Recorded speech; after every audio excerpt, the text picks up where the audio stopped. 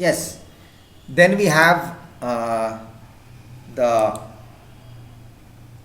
Amber Fort in Rajasthan. It's a UNESCO Heritage Center. Taj Mahal is also a UNESCO World Heritage Center taken care by the UNESCO. The Amber Fort in Rajasthan is on one of the hill forts in Rajasthan. It's specially what do you say, uh, Hindu architecture in the Rajputana style. We have Rajputs in Bihar, right? All Rajputs, tough guys. This fort is 11 kilometers away from Jaipur, made of red sandstone and marble again. It is famous for its self sustaining features.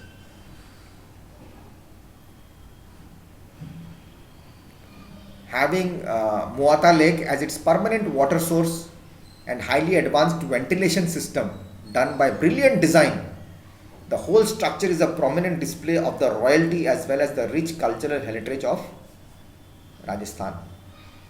You must have seen this Amber Fort in a few of the movies. It comes. Then we have the Ajanta Ellora caves. This was again built during the time of the 2nd century BC to 6th century AD. These are again the finest examples of rock cut caves, honed out of volcanic ballistic formations. While existing in a linear pattern, there are 34 caves containing the remnants of Buddhist, Hindu and Jain temples. These walls are equipped with engravings showing the life of Lord Buddha. Can you imagine?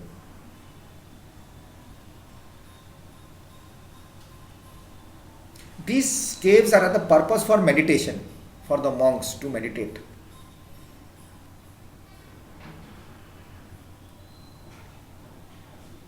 Now, Ellora has a very bigger significance. It is famous for the world's largest monolithic excavation leading to discovery of the great Kailasha temple. Too much.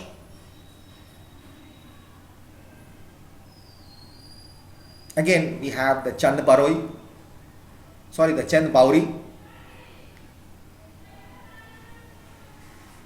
It is the deepest step well in the world. Rajasthan again. That also you have seen in the movie. Deepest step well. Again, it's in Rajasthan. 9th century. It was built for the source of water for the neighboring people in the villages.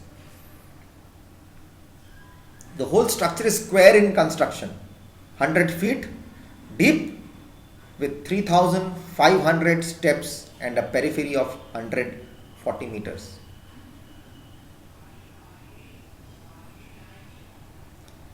Now, if you want to learn geometry, you must go and sit there and see it. Geometrical intelligence of architects and local craftsmen of that era. Where was the colleges? Where was the schools? Again, where was those coaching centers? Where were the teachers? Where were we? How did they come to learn this geometry? This angles, this perfect measurements. Where was the tools? 9th century. Just imagine. Can you imagine 9th century what is going to happen?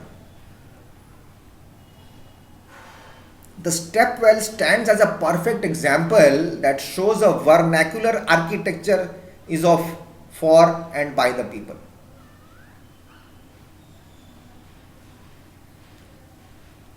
Right? That's what it states.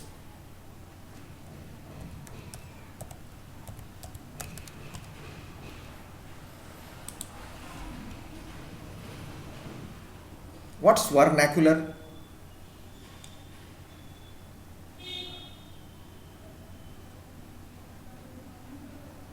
The periphery, if I want to just, I'll go back to that part.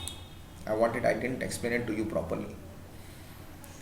The periphery of 140 minutes, the borders exactly straight square. No this side, no that side, no this side, no that side. Periphery. Outer limits or the edge of an area of an object.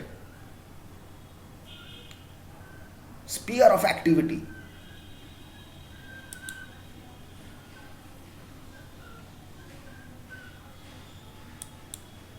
It belonging to that system, as if, how will you, what do you say? Exact. It's rounded up.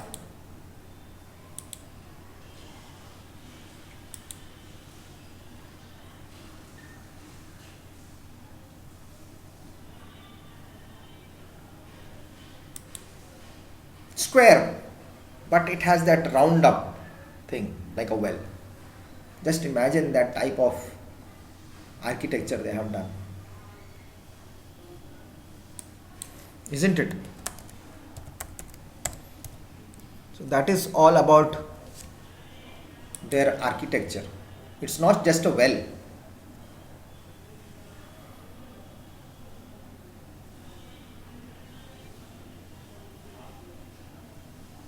Isn't it?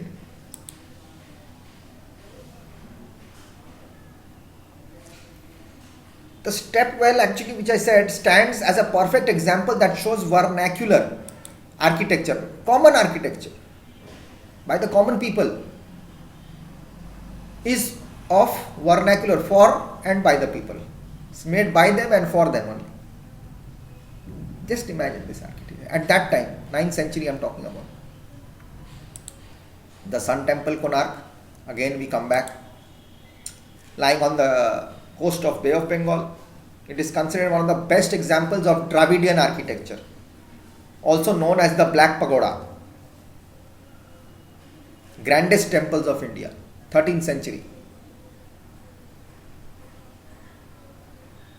It has a form of a giant chariot with 12 intricately crafted wheels led by 7 horses. A true marvel that shows the advanced craftsmanship as well as love and devotion of that era for art. Go and see that. Next class I'll come back and do the rest with you. It's very interesting. It's so nice to know and understand our culture and everything. It's beautiful, wonderful. I hope you enjoyed it. Bye bye, take care, God bless.